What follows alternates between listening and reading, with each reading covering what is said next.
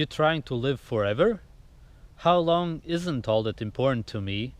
How healthy and happy I am while I'm alive is important. I absolutely agree with that. That's how I live my life.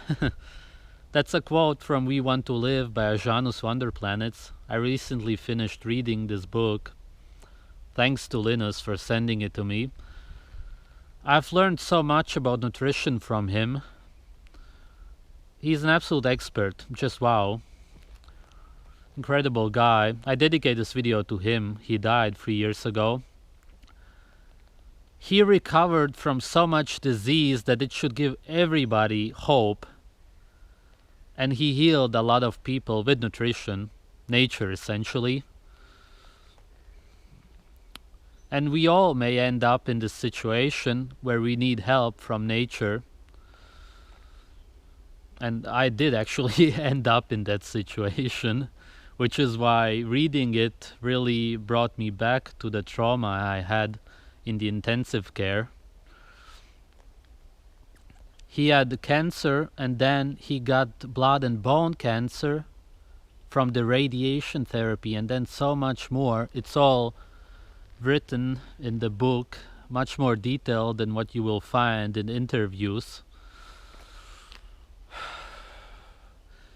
In the 80s, his son had a car accident and was in a coma. He was brain damaged, and that's what the first chapter is mostly about. And it absolutely reminded me of my stay in the intensive care. His father, Aajonus, put raw butter and unheated honey under his tongue while he was in the coma. And that's how essentially he woke up from the coma, even though the doctor said that it's not going to happen. But my experience in the intensive care was similar, because a doctor told me that it's going to take me a year to get back up on my feet, and of course it didn't. It may have taken so long if I listened to them.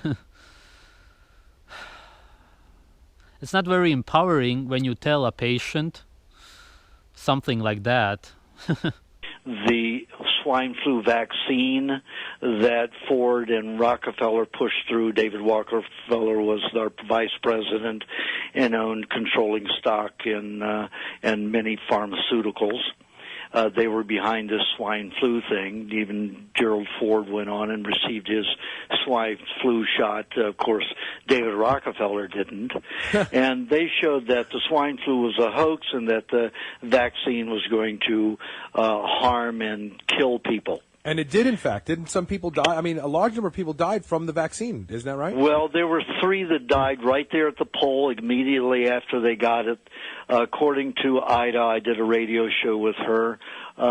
She had the figures that showed 2,300 people, elderly people, died within 2 weeks of the shot as a result of the shot. In other words, they didn't have the flu before they got the shot, and then they got the swine flu from the shot.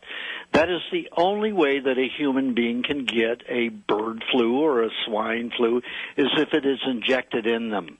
We do not have those tissue. Once a animal product goes into our stomach, it no longer holds the animal's tissue. It completely dissolves it and makes it into human tissue. So there's no way we can get a swine flu or a bird flu, avian flu, any other flu. They're always blaming nature. You cannot get a virus into another animal. Viruses are cellularly produced in their whole form. So if a human cell creates a virus, it can only be done inside a human body or in a test tube where you have human cells.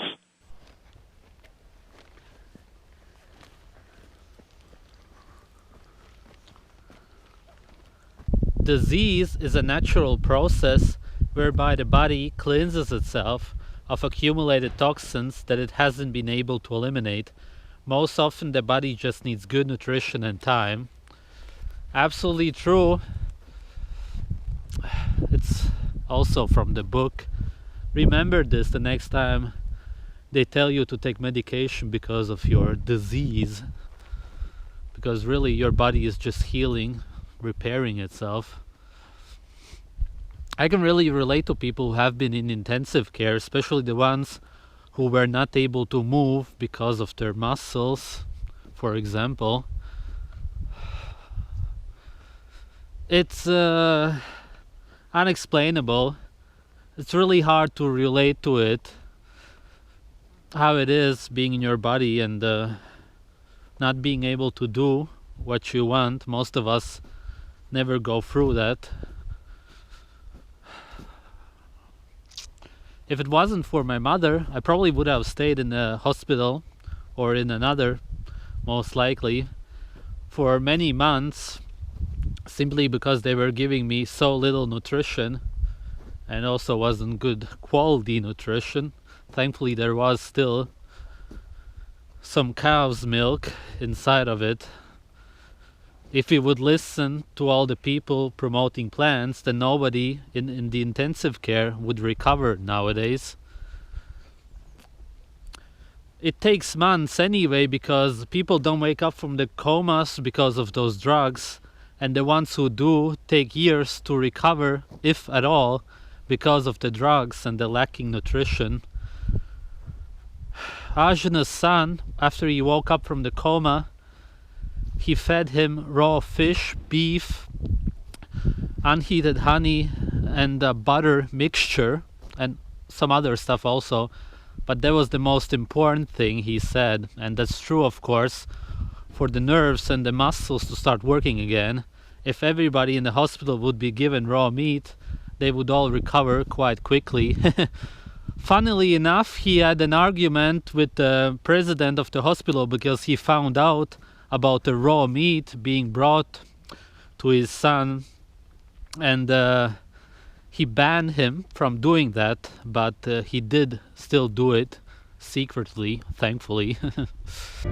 What would you do if you went to the fridge for a snack and saw this? If you're Aajonus Vonderplanitz, you grab a fork and dig right in. Believe it or not, he's been eating the foulest food he can find for the last 3 decades. In fact, the meat he eats every day is intentionally rotted for over a year. As a child, Aajonus was constantly getting sick, and he fought through years of frustrating illness. By the time I was probably 6, 7 years old, I developed colds and flus that would last from 3 to 5 months. But the cancer kept on spreading. Fearing the end was near, Aajonus set out to travel the world. While in Alaska, members of a local Inuit tribe took him in. According to their custom, they encouraged the dying man to eat a remedy of raw, rotten meat. It stunk like dead animal, and I mean it was horrendous. I couldn't get within 5 feet without wanting to vomit.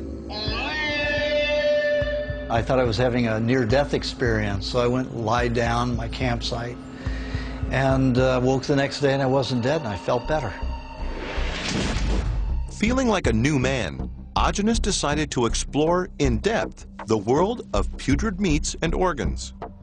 He discovered there's actually a science to this diet of decomposition.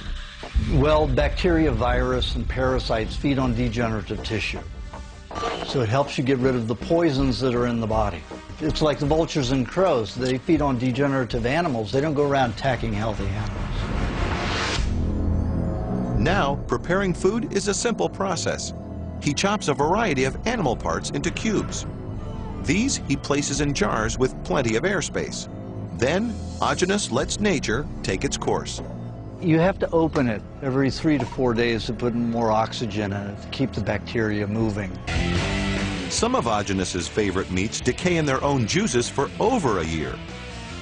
This is cod livers. This is about 1 year and 3 months old. Though doctors warn that consuming spoiled food could lead to illness or even death, Aajonus claims his afflictions have miraculously disappeared. A situation he attributes to consuming spoiled cuisine. As strange as it may sound, with each bite of rotten flesh, Aajonus says he only gets stronger.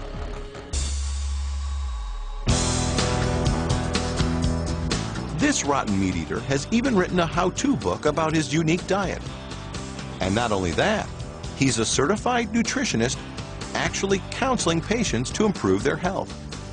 Of course, it's normal to be brought to a place where you will be helped after you have had an accident, except that hospitals are not designed this way anymore. It's not how the system works at this point. It's more so to milk your money as long as possible, to make you stay there, and even afterwards, because they usually make people dependent on some kind of a drug. So it's more of a trap, if anything, if you land there. It's not as if the people there who work there want to hurt you consciously. It's that most of them are not educated when it comes to health. Although there's quite a lot of horror stories of torture, but that's usually from the head nurses and the head doctors who have spent 2 to 3 decades in the business. When we treat them the way we do nowadays, we give them a lot of power and they become power hungry and see themselves as something higher, and they feel like they can do anything and get away with anything.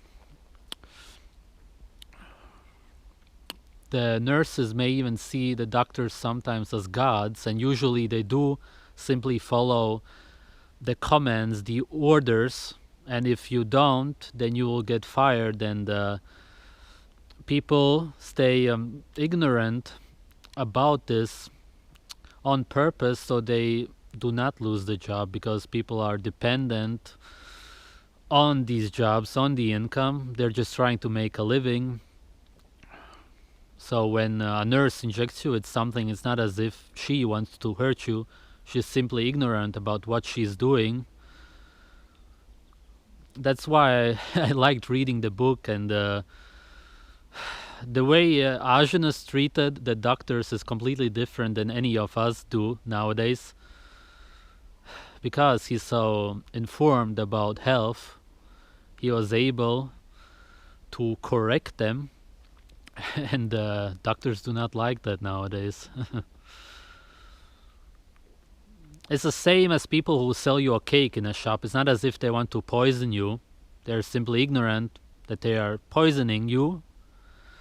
They are also dependent on the job, so they would probably not even want to learn anything about nutrition.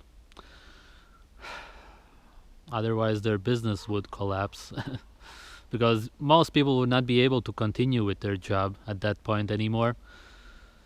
What Aajonus did in the hospital for his son, the way he saved him, was to sabotage the injections he was getting. Because the painkillers and such nowadays are also tranquilizers at the same time. That's how these drugs work. And the nurses who inject you simply do not understand that at the same time they are blocking your recovery by doing this. Their intentions may be different, but it doesn't change what they are doing. All the stories about judges and police chiefs being involved in these mass torturings and rapes of people, especially children, there's a lot of head doctors also involved in this, the presidents of the hospitals. So these are the tunnels which are under a lot of cities. That's what's going on, and the organ harvesting is also part of it. This is why this is a connected web of all the people who see themselves as something higher and simply use us.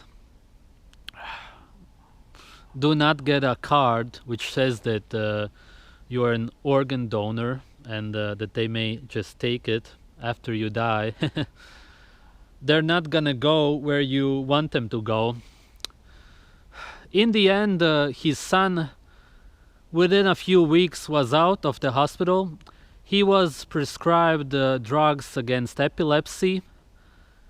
Aajonus convinced him not to take them, and he did not get any seizures because he gave him raw butter and other stuff.